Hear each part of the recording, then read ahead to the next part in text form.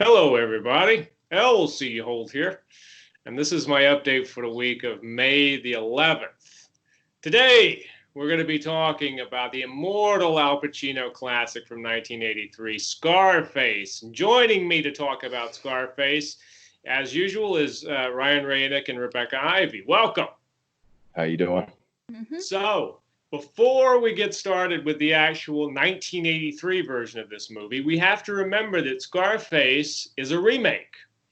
It is actually one of the very few remakes that is as good as, if not better than the original. You can't say that about a lot. But we have to go back a little bit further than even the original film. I want to start with where Scarface originated, which it originated as a book by a 28-year-old guy named Armitage Trail, written in 1929. What a great name. Armitage Trail. What a name, right? They had some good names back then.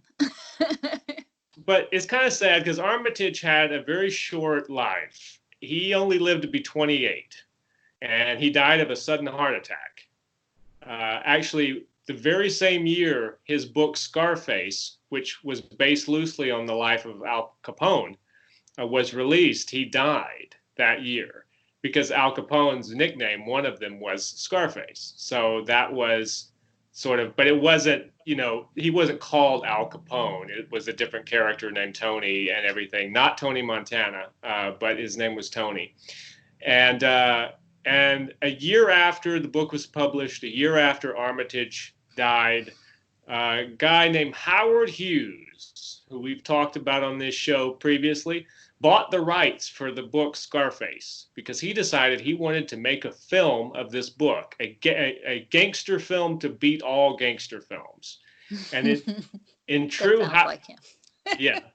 in true Howard Hughes fashion, he said, I need 4 million gangsters. That's right. We're going, well, that's it. We're going all out. And one of the things about Armitage Trail's book and about the original film is that it is all about excess. And that translates straight over into the modern version. Now, the movie, Howard Hughes' movie, he did not want to direct this film. He was only going to produce it. He had kind of gotten the directing bug out of his system. So he hired a man named Howard Hawks, another Howard, which is kind of funny because at the time Howard Hughes approached Howard Hawks to direct the movie Scarface, he was suing him. Because Howard Hughes said Howard Hawks stole an idea for his earlier film Hell's Angels and made another movie that was based on Hell's Angels. And Howard Hawks was like, it wasn't based on Hell's Angels. What are you doing? And Hughes was suing him. So amidst this court case, Howard Hughes takes Howard Hawks to golf. And he starts to propose this thing of like, okay, I know I'm suing you, but so I have this Scarface thing. And would you want to direct that? And so it said by the 18th hole, Howard Hawks had said, okay, yeah, I'll take that job. And so that's how they at least settle out of court. The funny thing about that trial, I don't think it went anywhere. I think Hughes dropped the case, which is probably a good idea considering he's hiring the guy he's suing. But yeah, I don't know if there was any settlement or anything. I just don't know any business negotiation where you could say to someone, look, I really need you, but I got to continue this suing you thing. Like, I don't know any negotiation at all where that's not going to be part of the, you got to squash this. I don't care if you're Howard Hughes or not. That just doesn't work. Even the Federal Reserve would be like, yeah, I guess we should, can't. Apparently they squashed it over a spirited game of golf, just like rich men do. But anyway, yeah, so that's how Howard Hawks came on to direct the movie. He brought his writer, Ben Hetch, who was, famous as a screenwriter, to write the script. And the movie was made starring Paul Muni as the title character. There were also some other really famous actors in it. Boris Karloff was in it from Frankenstein. Osgood Perkins, who is the father of Anthony Perkins, the actor from Psycho, and also the grandfather of director Osgood Perkins right now, Oz Perkins, who is now a horror director of some note. So they made that film. And as usual with Howard Hughes, going to excess with everything. In this case, it wasn't sex. like with the previous film he had done, but the excess here was memories. Right, the memories. Just all the memories at. Yeah, he had some memories in Scarface, that's for sure. But what the Hayes office really objected to about Scarface was, number one, it's a film about the bad guy. And as you and I talked, Ryan, about in the past, at this point in history, the Hayes office, which was that version of the censors, what we now think of as the MPAA, they refused to have a film in which a bad guy and his actions are glorified. And Scarface was all about that. Ultimately, obviously, the character dies at the end, a horrible death. Looking back, it's kind of ridiculous knowing what the world's going through. But go on. Well, and also, you and I were talking about the amount of movies that, if you went by the Hayes office's standards, would not be made now that we all love. You know what I mean? Plenty of them. Oh, yeah, you could go through a long list. But back then, it was so tight, you couldn't show a toilet flushing on screen, So, I mean, you couldn't show people sleeping in the same bed. They had to be in separate beds, even if they were husband and wife. You couldn't have I think we talked before about, you couldn't show, this was a problem with Billy Wilder, some of his comedies. You could not show adultery as a source of humor. So it was all kinds of strange stuff like that. But in this specific case, the case of Scarface, it was all about the violence. There was a lot of Tommy gun action. At the end of the movie, the main character, Tony, gets shot to pieces in the streets and falls over and dies in the gutter. But amazingly, they managed to get the film released. Howard Hughes always said that he thought the whole Hayes office thing was a conspiracy from the studios to keep independent filmmakers from releasing their movies. And he might have had a good point there. I think that there might have been some truth to that. Louis B. Mayer. Repeatedly. Yes, yeah. Hughes always accused Louis B. Mayer of being behind the Hayes office and manipulating things like this behind the scenes. But that never stopped Hughes from pushing the envelope even further, with each of his movies that he directed or produced, or both. Now, Al Pacino saw the original Scarface when he was a little boy. And there's this funny story he tells about the impact that film had on him. He loved the performance of Paul Muni in that movie. And in fact, as a little boy, he used to imitate Paul Muni's death scene, which was very kind of dramatic, where he's getting shot up and he spins around in the streets and he falls into the gutter. And Pacino's mother used to have little Al Pacino perform the scene. She would say, do the Paul Muni, when friends and family would come over. Can you imagine the YouTube hits now? Oh, man. She kept that footage or had it. Yeah. My God. I would love to see 4 billion views. There's like only 7 billion of us, but that probably happened. I just love that his mom's like, oh, do the gangster getting shot up. Yeah. Do the Paul Muni. Well, and then so he had a very early relationship with Scarface. Pacino did. You have to speed the reel ahead a little bit though for his next encounter with the film. He was already famous, Pacino. He had already done Godfather and everything. He and his agent, Marty Bregman, who also had become his producer, because Marty decided he was going to find projects for Al to star in, and together they would develop the project and produce it. And that way Al could kind of control his own destiny in his own films. Pacino, while he was, now as an adult, as a successful actor, while he was in LA, he went to a theater and he saw on the marquee Scarface. They were showing the old Scarface. So he went in there and watched it. And it's the first time he'd seen it in many years. And he thought, wow, I remember this movie and what an impact it had on me as a kid. So he went directly to Marty Bregman and he said, something, a project we could maybe do? What if we made a new version of Scarface? And Marty Bregman was like, oh, that's interesting. And so that's how the story started in terms of how the 1983 version came about. Pacino wanted a director he had worked with twice before to direct this new version of Scarface, which originally was going to be a period piece set like the original film was in the Prohibition era. But the director that Pacino wanted was Sidney Lumet, who had already directed Serpico, a classic film starring Pacino, and Dog Day Afternoon, one of my favorite early Pacino films.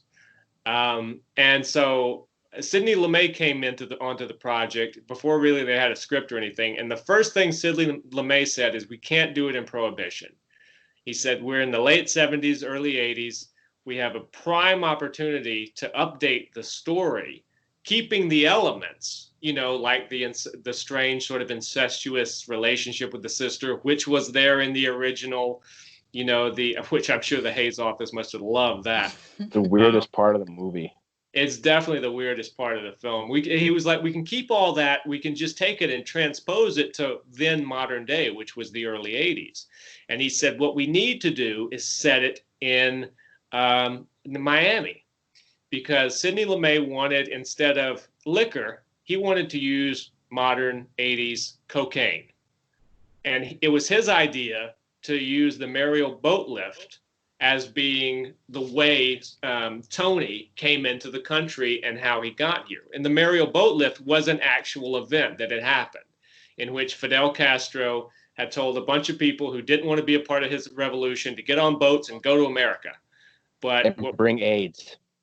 Bring all kinds of problems. And bring, even worse than that, bring all of the dregs of his prisons, put them on the boat. He said, we're getting rid of these criminals while you're going. And over 25,000, it's thought, of the 125,000 people were actually prisoners who had no relation to these people. They weren't their family. They weren't, the only reason they were on the boat is because Fidel Castro was like, this is a great opportunity to flood America with our problems, you know, and he managed to do it. So all of that, which is in the final film, it is thanks to Sidney Lumet. Problem was, Sidney Lumet, he disagreed with Marty Bregman about how political the film should be. Sidney, I think, wanted to do much more of a political film about the current presidential administration and the influx of cocaine into the country. And Marty Bregman was like, yeah, I like the backstory of that's how Tony got here, and I like the Miami part, but he was like, I don't know about all this political stuff. Maybe we shouldn't go quite so heavily political. And so Sidney Lumet was like, peace out. And that's how he left the project. I think it's worth noting, too, that Pacino's contemporary Robert De Niro had flirted with doing a remake of Scarface prior to this, but he wanted to do it set in the Prohibition era. And he had actually tried to get the rights, but ultimately just sort of lost passion for the project and left. He eventually did play Al Capone in The Untouchables, which ironically enough was directed by Brian De Palma, who wound up directing this version of Scarface. So it all kind of ties back together. I think De Niro, even back then, was really wanting to play Al Pacino, wanting to play Al Capone in a movie. And eventually, like I said, he got to do that.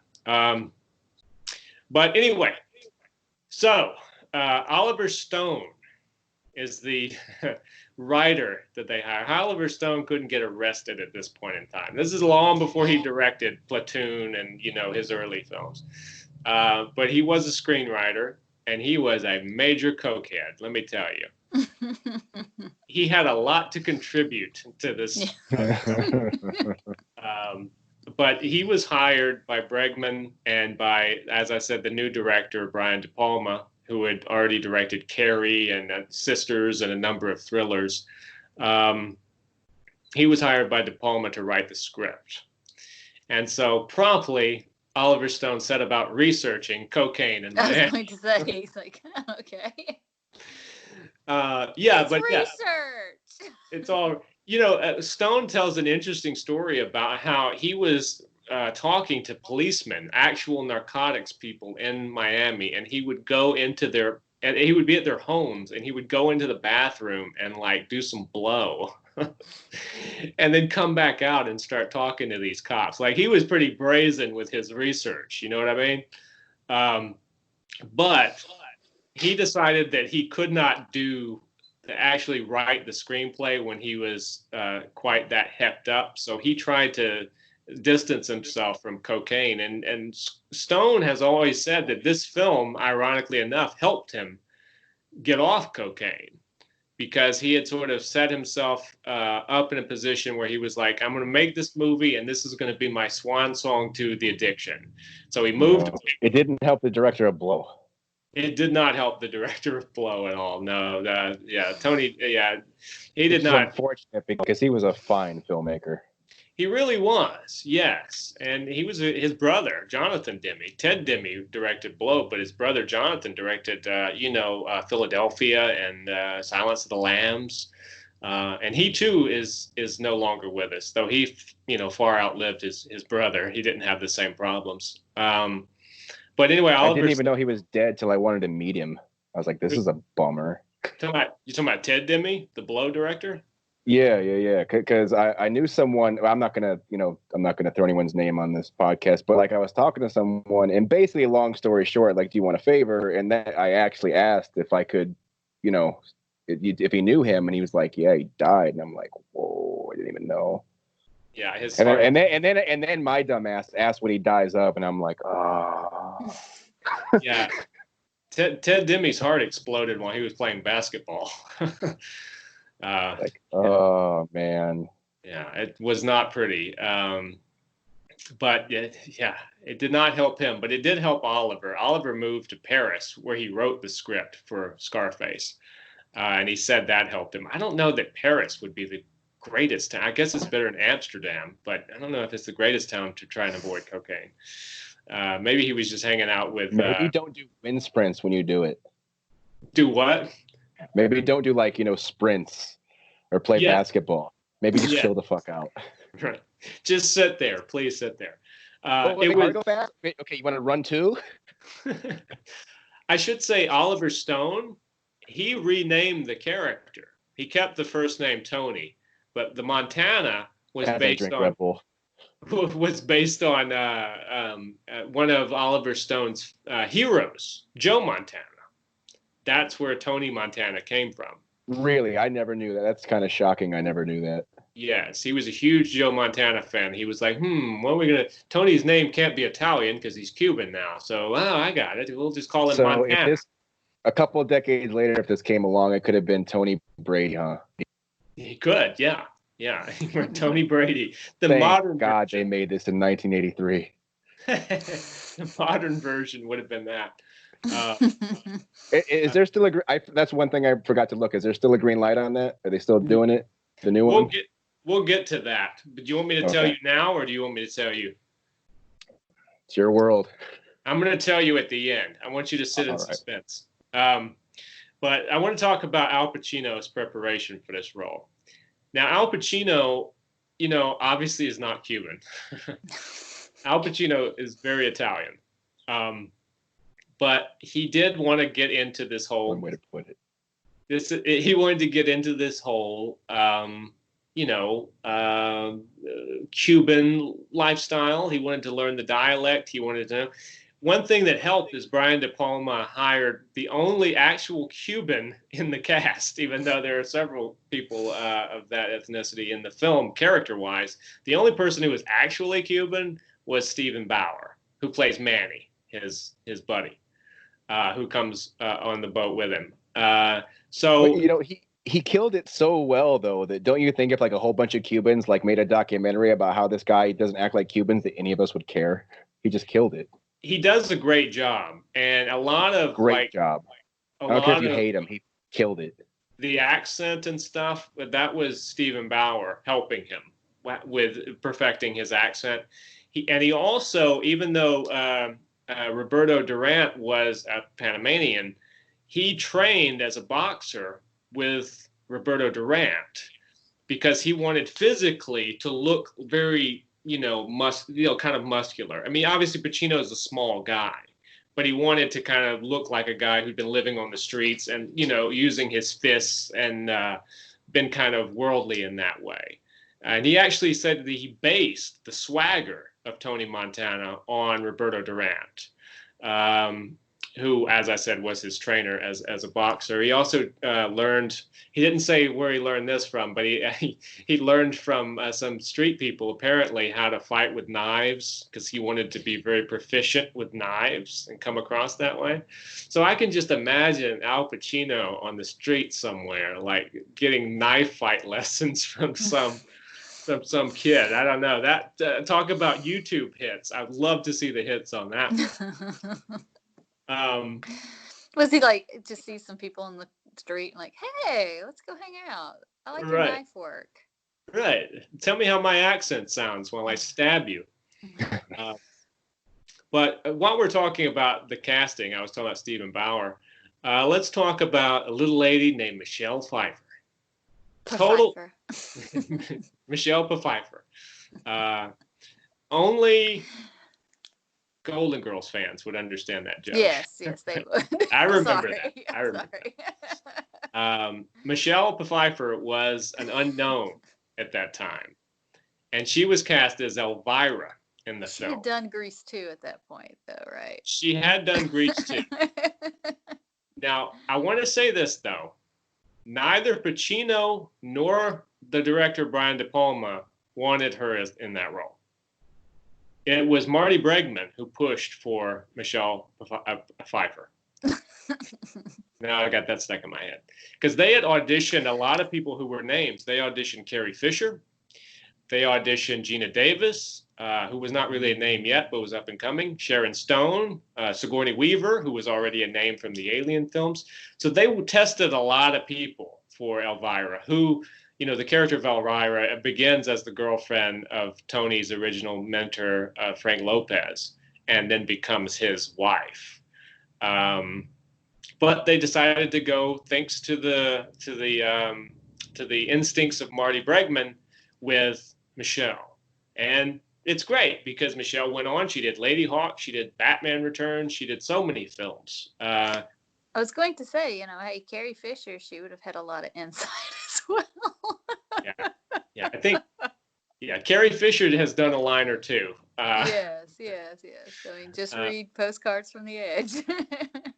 And like Ted Demme, that might have contributed somewhat to her untimely demise. But anyway, moving on from that, Frank Lopez, as I said before, who is kind of the gangster in charge when this film begins of Miami. And he makes a lot of big mistakes. He has no killer instinct, not at least like Tony Montana does. Frank is played by Robert Loggia, who is we've lost him not too long ago. He was a great actor who I really admire in a lot of movies, everything from Big to Lost Highway. I remember, though, you know, there was this really ridiculous, and I'm only going to go on this for just a second because it popped in my mind, but there was a really ridiculous TV commercial. Do you guys remember? It was like a cereal commercial, and they would do like the celebrity spokesman, and there was like a little boy in a kitchen, and the door flies open, and like mist comes in, and light comes in, and Robert Loggia walks out, and he's like pushing this cereal, and the little boy at the table goes, "Wow, Robert Loggia!" And I'm like, what kid knows Robert Loggia? It would have been you as a kid. That would have been you. Me. But I would have gotten the name wrong because for the longest time I thought his name was Robert Logella because that's how it's spelled. You know, I didn't realize that. I didn't comprehend like the subtleties of language when I was 12, and I didn't get it was Robert Loggia. I just knew. Did you ever see Family Guy make fun of him? No, was he on Family Guy? Oh God, it's fantastic. You got to see the whole clip because I'm not going to do it justice. Send me that. Send me that after the show. Yeah, I'll find. I remember that day I bought that Robert Loggia card. It was like a 101. It was signed, and I sent you a picture, and I was like, I don't think anyone's ever gonna buy it. He's like the most famous, not known celebrity I can think of. Well, yeah, because everybody knows his face, and he was in such a wide variety of movies. I mean, if you go from something like Big to something like Scarface, he was in a lot of shit. Another person who was in a lot of shit, who was in this movie, who had already done Amadeus when this movie was made, was F. Murray Abraham, who plays Omar, who is Frank's right-hand man, who meets a terrible end at the end of a rope from a helicopter in the film. But I also want to mention the actress. I also want to mention the actress who plays Tony Montana's sister, Jeana, because she has a name to end all names. Mary Elizabeth Mastron Antonio. Okay, I'm going to say that again. Mary Elizabeth Mastron Antonio plays. Because her real name was already taken at SAG, right? Right, she had to come up.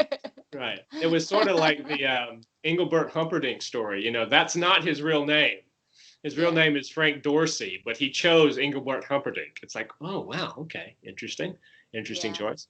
But Mary Elizabeth plays Jeana. This is one of her first film roles. She has a wild permanent afro sticking out, which every time I think about her in this movie, you know, I don't necessarily think about her role in The Abyss, which I love, and I think she's great in it, playing Ed Harris's wife in that movie. But every time I think of her, I think of that hair, that perm, man. It's all over the place. She did a good job, though. She does a great job, a great job. I think she's a really good actress. It's a shame you don't hear more about her, because really those are the two films. A lot of people, if you think of her, only know Scarface and The Abyss, you know, but she's been in other stuff. And as I said before, they retained the incest angle from the book and from the original film in the movie, and we'll go into that here shortly. But I just wanted to say, it was like, I think Ryan mentioned it earlier, the people in Miami and the actual Cubans did not love the idea of non-Cubans playing the roles in this movie. They did not like the idea of them being portrayed as drug addicts, as cocaine peddlers, as gangsters. And the Miami Tourist Commission also agreed with that. They thought that the film, from what they saw of it from the script, would just portray their town as being a hotbed of cocaine and gangsters where people get shot on the street and chainsaw.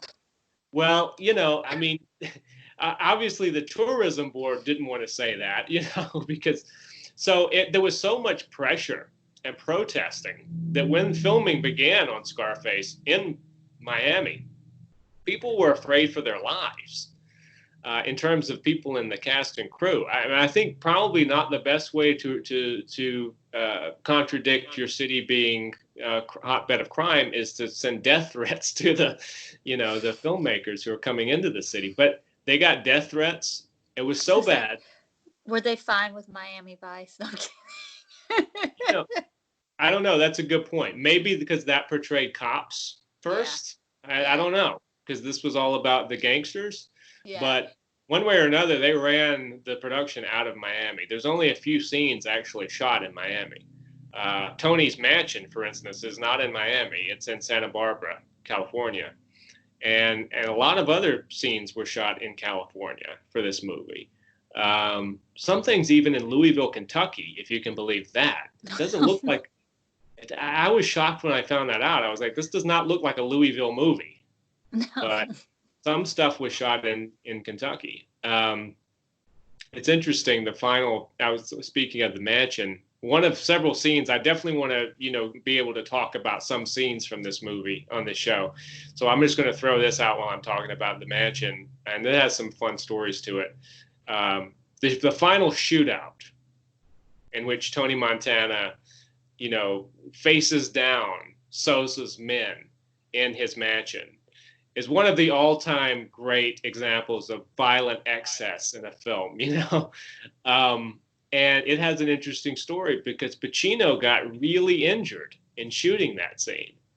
He has that monster gun, say hello to my little friend, that gun, with the machine gun with the grenade launcher attached.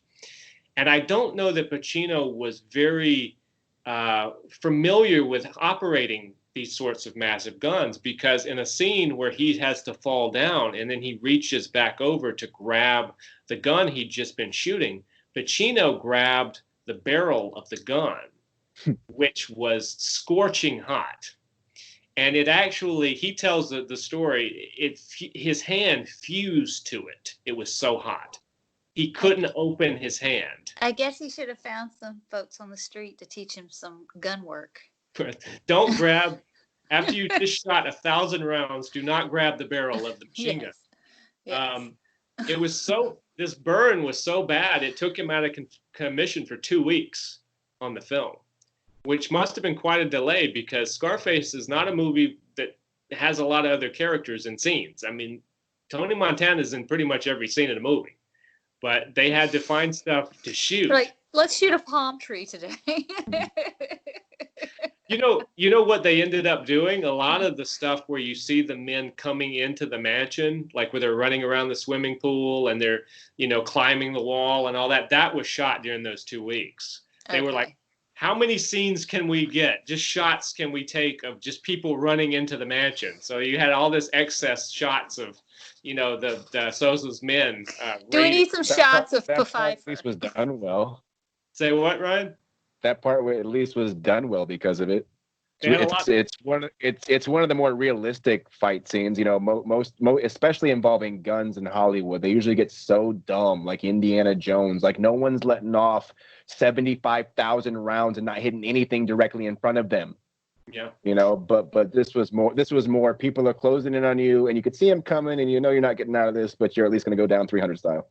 And Tony does take some shots. I take your bullet. I still standing. All that stuff, which is perfect. It's for the character wise. He's coked to the gills because Tony just buries his head in a fucking mountain of cocaine. It's like, he comes back up. He's ready to go. And plus, they had just killed his sister, his sister girlfriend or whatever she is. Sister girlfriend. Yeah. That should be the title. It might have been the best thing to do though, if you knew you're about to get shot by just a hailstorm of bullets. I'd probably want to do some blow too.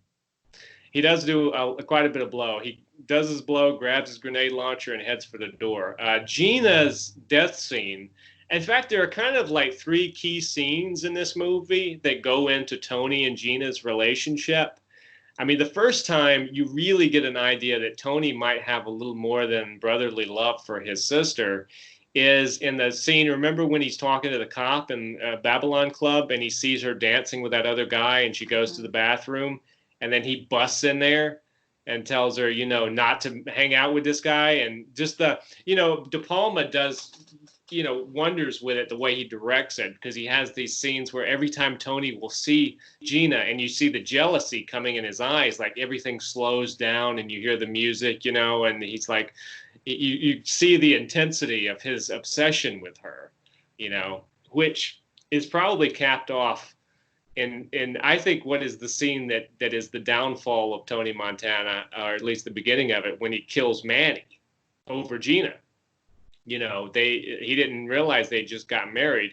But honestly, do you think that Tony would have been okay with that marriage even when he found out? No. But what do you guys think? Ryan, do you think that Tony actually had a thing for his sister? I think the whole thing's odd. The whole thing's odd. I as a person who has a sister, I can't even imagine. Like I don't even get the cousin thing. Like I had a car breakdown once, and I had to walk like 20 miles. Like I was in a bad spot. Right, someone picks me up, and I told him my name. He's like, "Is so and so your cousin?" I'm like, "Yeah." He's like, "Your cousin's really hot," and I'm like, "Awesome. Thanks." Like, cause I don't know. I was just wired as a kid. You don't look at family as like something you want to put your penis in. So from that point on, like, I don't know how people do it. Like, I don't like that. Like, one of my favorite parts of Wolf of Wall Street is when a guy explains how he married his cousin, like, yeah. It's one of the funniest scenes of the movie. I just don't get how other people think. There's 3 billion girls. Say even you have like 4 hot cousins. Like, you still have 3 other billion girls. Like, what's wrong with y'all? Right. You don't need your cousin. You don't need your cousin, and you don't need your sister. That's for damn sure.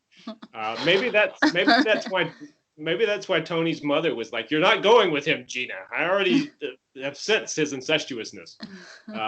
I don't know. For me, in this movie, I don't know that. I think it's left ambiguous to at least some degree whether he's jealous because it's his sister or whether it's sexual. Because, you know, at the end, Jeana definitely gets the impression because she's taken off her robe and she's naked underneath. And she's like, "This is what you want, right, Tony? And that's what you wanted?" And he seems a little taken aback by that. You don't know if it's because... He's like, what you mean? I just didn't want anyone else to have you. Right. Yeah. So there's a little ambiguity there. And then, of course, but, I could see, though, there is one thing I could see, like say you weren't into your sister, but you just genuinely loved your sister, and then you also ran, like, say, a city, like you're one of the most powerful people in the city. What are you gonna know? Yeah, this guy does shit that we don't put on the news, but you probably don't want to go in this guy's room. Like too much information for a certain person can be a bad thing too. If you knew everyone's dirt, I'm probably gonna tell my sister not to date anyone in the room too. Mm-hmm. And also, that's some just common sense rationale. It goes far beyond that. It's freaking weird. It's the only part about Scarface where it's like, this isn't cool.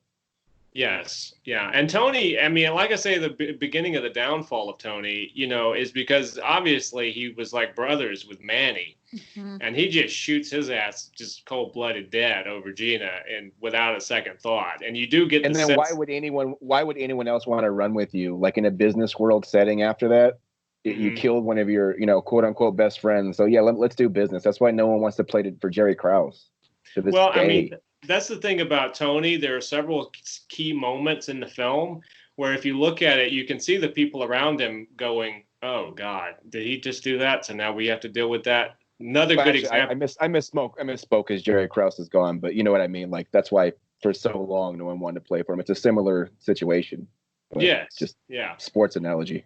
But the thing about another key example, I think, when you have the journalist, when they're going to kill the journalist for Sousa, they planted the bomb under his car, and Tony has to just keep a certain distance behind him so that Shadow, the character Shadow, is Sousa's like hitman, can blow him up. Shadow from Ace Ventura. Every time I watch Ace Ventura now, I'm like, that's Shadow from Scarface. But he instead of killing. Because this has Tony's strange moral code in it. He has no problem murdering anybody, but he refuses to kill a woman and her child, which shows that Tony maybe isn't all bad, but he makes the fatal mistake of shooting Shadow in the head, And at that point, you had that shot of the two guys, his two fellas in the back, his henchmen. And they just have this look on their face like, "Oh, fuck, like this, we're done. Like, this guy's going to fucking kill all of us now," talking about Sousa, Yeah. So there are moments in the film like that where you can see other people's reaction to his downfall. Yeah. It seems to be... Sousa was a real guy, by the way. Well, Sousa, I always thought that was supposed to be like an analogy for Pablo Escobar. No, it was the guy that sold coke to Escobar. Like, he's based on a real person. Like, he was a big deal. Big deal. He's played excellently in this movie and portrayed excellently because you do see the arc of his relationship with Tony, in which, Sousa trusts Tony more than he trusts Frank Lopez. I saw last night, like, he was actually more ruthless, like the real guy, than they tried to make the movie character, be this intimidating guy, and they said they really couldn't match like the real guy. Yeah, it's kind of hard to match a lot of these real people, even when you do movies about people like Pablo Escobar. I mean, how could you get as brutal as he was? It's kind of hard to even portray that.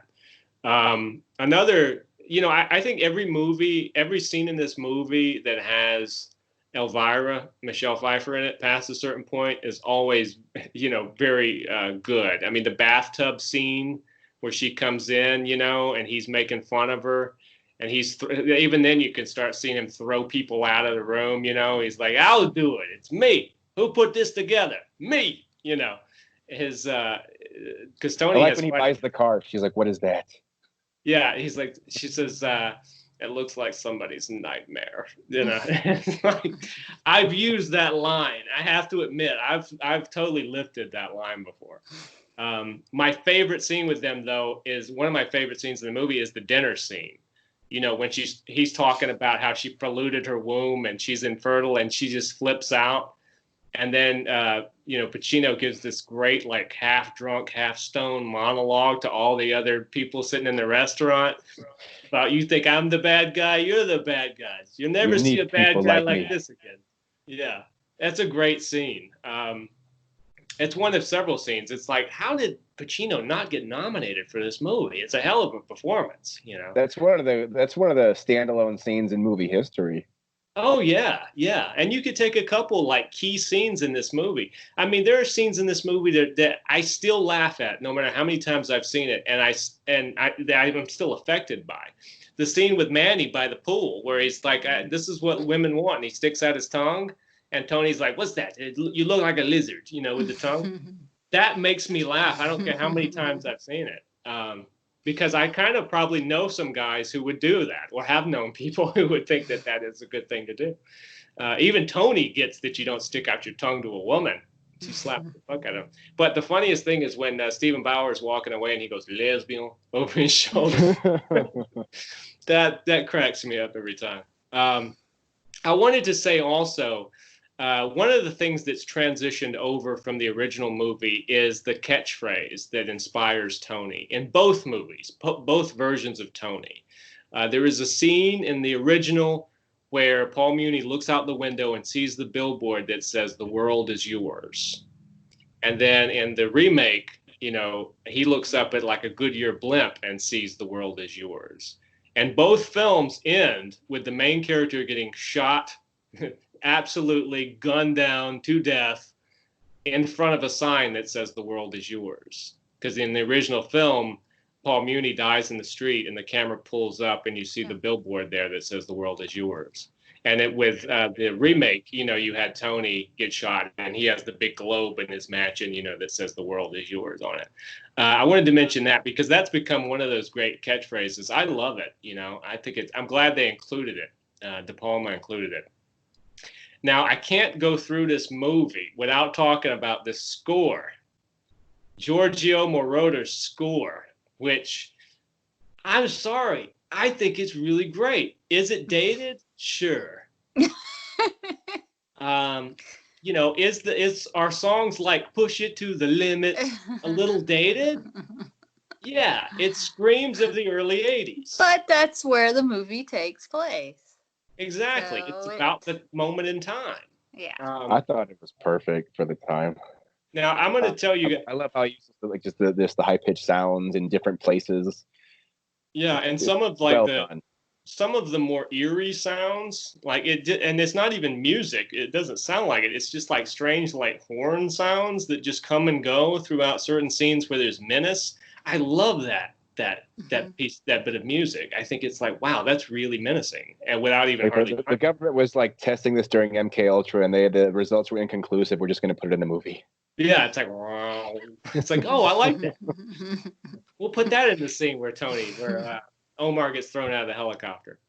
Now, I want to say also, without talking about the music, I want to ask you both this. Do you remember, this has been many years ago now, I would say late 90s, early 2000s. There was a time when they were thinking about releasing Scarface with the movie the same, but taking all the music out and replacing it with hip hop music that was inspired. I remember that. You remember that? I do remember that. Do you remember that, Ryan? No, but it'd be fun to watch. You know, I mean, you're not really changing the actual movie. You're just kind of giving yourself. I mean, we can all do that. We can all go on YouTube right now and dub over any movie we want to. But, well, Brian De Palma heard this and he was like, "Hell no, you're not changing the music in my movie." I would have said the same thing. He put the kibosh on that, so that never happened. It is, you know, you can't go through this without saying that obviously this movie has inspired a lot of hip hop songs and even names. I mean, there is a hip hop artist named Scarface. How original. And so, but here's my point of view, okay, about that. A lot, and if people want to comment and tell me I'm totally wrong, please feel free. But this is just my opinion. A lot of people seem to miss the point of the movie to me, because Tony Montana is a completely self-destructive character. If you wanted to be a criminal, you wouldn't base your, lifestyle your on business model. No. The whole point of the movie is that he destroys himself because even down to the ending, because modern day gangsters, they don't take a big pile of blow and just get all shot up to fight you 1 on 300. What they do is they go out this trap door that their millions of dollars have afforded them, and they probably have a little tunnel in which they're going to get the fuck out of Dodge. They're not going to go 300 on 1, into the night, but whatever. Come to think of it, Tony could have really benefited from that tunnel. It's not like he didn't have the money. Maybe some people are just like, I want to be tough, and I want to be the guy standing there going, I take your bullet. I take your, I still standing. But at the same time, you don't really age you watch something too. You know what I mean? If you're 17 and see Scarface, like, you get to be about 35, you're like, this motherfucker's stupid. Yes. It just everything changes.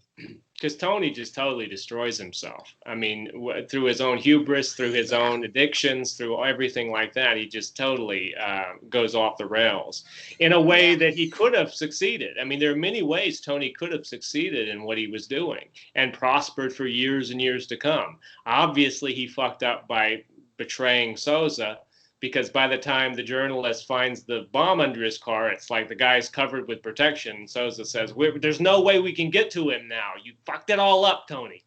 And Tony does not react well to that. And Tony, of course, thinks I don't like criticism. Yeah, he doesn't like criticism. And he thinks that his henchmen are going to be able to take on Souza's entire army, which obviously is not the case. I want to talk, we were talking about the Hayes office previously with the rating of the original film. There was a lot of problems with the rating of Scarface, because back in 1983, really, an R-rated movie couldn't get away with half of what you could get away with nowadays. Like nowadays, people do now. Oh my God, like Scarface, you could have done most of this on cable now. FX could have been, Scarface could have been on FX, uncut. I think there's good and bad. Like when we're too monitored and you had too many rules. Like you can't make things that are realistic. It's not fun for the viewer. We don't want to be talked to like we're babies. We're adults. We want to watch an adult film and everything else. But then we've gone too far. We're like, nothing's wrong. Literally nothing. And if you have an opinion that something's wrong, there's something wrong with you, no matter what you see. And like that, so I don't agree with the overbearing, but where we've gone today is kind of insane too.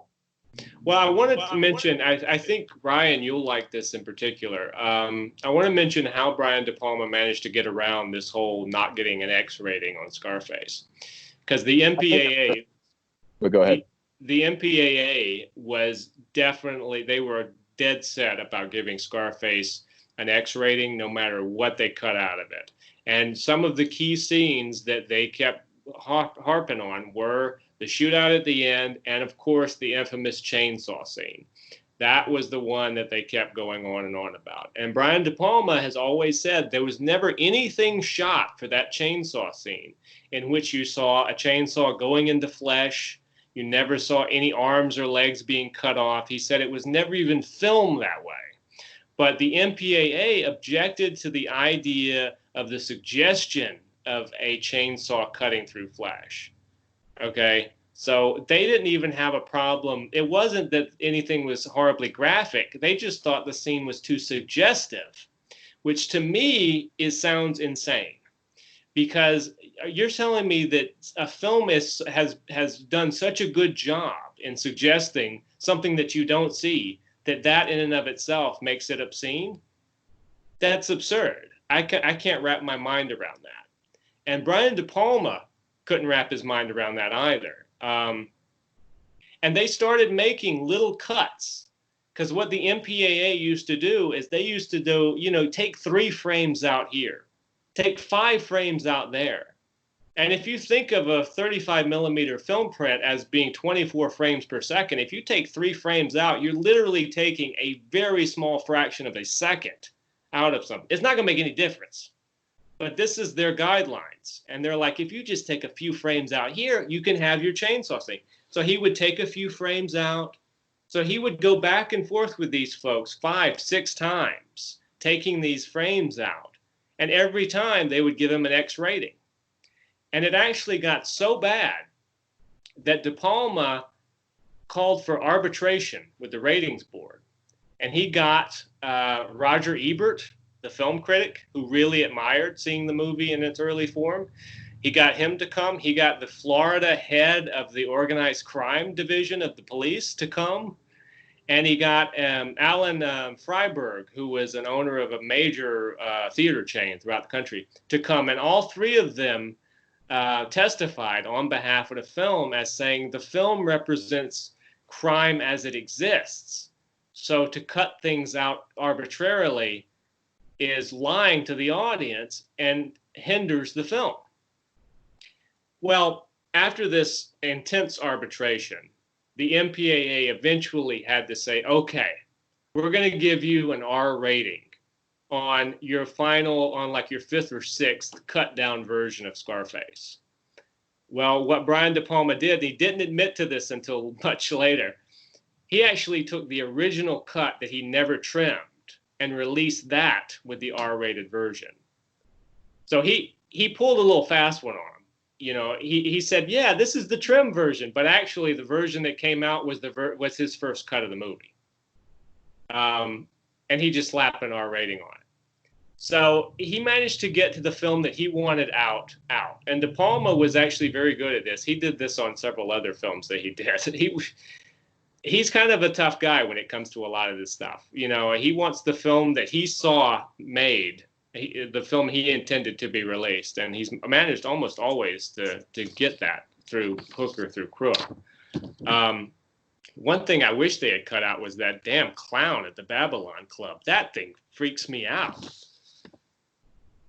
I mean, do you know what I mean? Is it me? That thing is freaky. Did I lose both of your audios? No, I'm listening. Oh, okay. I'm listening. Everybody. My screens.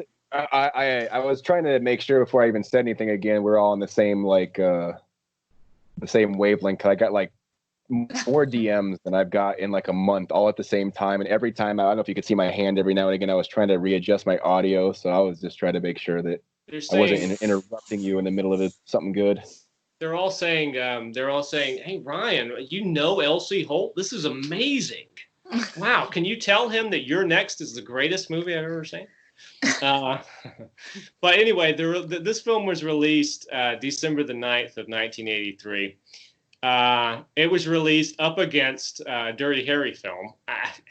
They had their own censorship problems. A film called Sudden Impact, which is the film that gave us the immortal line, "Go ahead, make my day." And it opened second at the box office behind the new Dirty Harry. It was not, and again, this is crazy in hindsight, but oh my God, aliens are landing. It's crazy in hindsight, but this film was not a huge hit in its time. It made money. It didn't make a massive amount of money. It probably didn't help that the movie was 3 hours long. But you know, so you can only get so many screenings in a day. But it developed this cult following and became this huge thing that, you know, has influenced the culture. It seems like now it's hard to find anybody who doesn't know the film Scarface. Speaking of censorship, though, I gotta tell, have you guys ever seen Scarface on TV? Yes. Oh God. It's not worth watching. Scarface is like Pulp Fiction in the sense that I don't know that you should ever show it on network television. I mean, all I can think of, you know, the opening scene with Tony where he's being interrogated by the cops. That TV version of that is hilarious, where, you know, the cop goes, he grabs Tony by the face and he said, "Where'd you get that scar? Eating pussy?" And Tony goes, "Wait, you think I get a scar like that eating pussy, man?" Well, if you look at the TV version, they did some dubbing on that. And, as always, the dubbing on these things are horrible because it doesn't even sound like the actor. But the cop grabs Tony's chin and he goes, "Where'd you get that scar? Eating pineapple?" And Tony's like, "How you get a scar like that eating pineapple, man?" It's like, what are you talking about? It reminds me of Boys in the Hood. Remember you told me about? No, it wasn't Boys in the Hood. It was New Jack City. Okay. Yeah, New Jack City. Do you remember that movie with Wesley Snipes? New Jack. Oh, I'm hearing myself. Oh, I can't remember the exact. It could be because I've got like 72 direct messages in like 5 minutes. You need to tell the Elsie Holt fan club to lay off for a second. We're trying to do a show here. It's unbelievable. People will leave me alone for hours, and then the second I get on here, it's like I can literally see like it's got to be a record. I like the sound of my voice, but I don't like it that much that I want to hear myself talk while I'm talking. I need to get a phone and somehow set it up for just this show. Like just spend $50 on a throwaway phone and just have someone not call it or DM it. Oh, let me tell you. I'll tell you the one what Rebecca was referring to is the movie, the Wesley Snipes movie, New Jack City. When it played on television, there's a scene in that movie where a character says, "Suck my dick," right? Because it's the gangster thing, right? And in the TV version, well, just Walmart is possibly the best badly dubbed line of a TV film ever. That instead they don't even dub the whole line. The guy says, "Yeah, suck my," and then they just had some dude go in there and go, "Toe, suck my toe." What? I remember seeing that and going, did he just say suck his toe? That's the strangest fucking dub I've ever heard in my life. It's almost like a rule. You can't just leave it blank. You have to say something, no matter what it is. Yeah, and wouldn't it be better if you just blocked it? You just blanked it out, Don't try to get original with pineapples and toes. It's sort of like when they didn't fill in when do you remember this in the 80s? George Michael's had that song, "I Want Your Sex," and they just kept bleeping out sex. So it was just, I want your. Right. Nobody knows what he's talking about. There was that one song I used to when I was a kid, I couldn't believe that this song was playing on the radio, and I used to think it was so obscene, and then I realized she's not even saying that. Do you remember that song, "Damn, I Wish I Was Your Lover"? I thought she used to say, "I'd fuck you till the daylight comes." I swear, even as a kid, I thought they're playing this on the radio. And then I realized, no, she's not saying that. But it always sounded to me like she said, "I'll fuck you till the daylight comes." I don't know. Well, there's songs they've done that on purpose, though. Look at that Britney Spears song, like "If You Seek Amy." If you see what? I think, wasn't it "If You," because I don't know. I can't tell you a title of any Britney Spears song besides like the ones that came out. So I don't know if the actual title is "If You Seek Amy," but like she's clearly saying, "If you want to fuck me," like she's spelling it out in very slow, like you'd have to be a moron. Like it's the song. Yeah. So I don't. They've done it more than once. I also am of the persuasion that Katy Perry song, it's not "I kissed a girl and I liked it." It's "I kissed a girl and I liked tit." That's my that's my conspiracy theory for the day. Wow. Okay. Interesting. They need to do radio versions of this. We need to hear some toes and pineapples coming out of these singers' mouths. I'll send you. It might take me like a while to find it, but I'm sure it's got to be somewhere on YouTube. I'll send you the Britney Spears song. I'll have to probably go through. Is this it? Because I don't know the actual name, but I'm pretty sure if you typed in "If You Seek Amy," like it would come up. I'll send you "Damn, I Wish I Was Your Lover," and you tell me that she's not saying, "Hey, I'll fuck you till the daylight comes." So I grew up during that time. I don't ever remember thinking that. You don't remember? You might have heard like some CD version that someone had like over their house that wasn't No, this was on the radio. I remember hearing it on the radio and going, they can say that on the radio? Because I remember they used to bleep out, you know, the guy who was like, take another bump. What was that song? Damn, I don't remember that. Was it Matchbox 20? No, it wasn't Matchbox 20. But he kept talking about bump again, and they would always blank out the word bump. They came out like around the time Matchbox 20 was out. And I had their CD too. They were really good. What was that song? It was hugely popular, but every time they played it on the radio or on, they had way more than one hit too. Like I can't think of their freaking name. If anybody knows what the hell we're talking about, comment below. No, I don't even want them to comment because it's a famous band. I should have already thought of this while we're sitting here talking, but it's not coming to me. Anyway, while we're thinking about that, because this is one of those things that will just drive me crazy until I get off of here and Google it. Let me talk about for a second what you were referring to in terms of a remake. Antoine Fuqua, who had directed Training Day, was originally attached to do a remake of this movie, Scarface, starring Diego Luna in the lead role. They had set locations. They were going to shoot in LA and in Mexico and in Atlanta. This was back in 2016. The last time anybody's heard anything about the movie moving forward was in 2018-19. So right now, I guess it's in some sort of limbo, the remake to Scarface. So I don't really know where it stands. He's a very well-known director. He seems like a good fit for the film. Personally, I'm not into seeing another Scarface remake. I think we got one good one. You had the original, and then you had the one fantastic remake. There was some hip-hop guy named Cuban Link, whoever that is. I was researching it. I saw he wanted to make a sequel called Son of Tony, in which he would star as the son of Tony Montana, of course.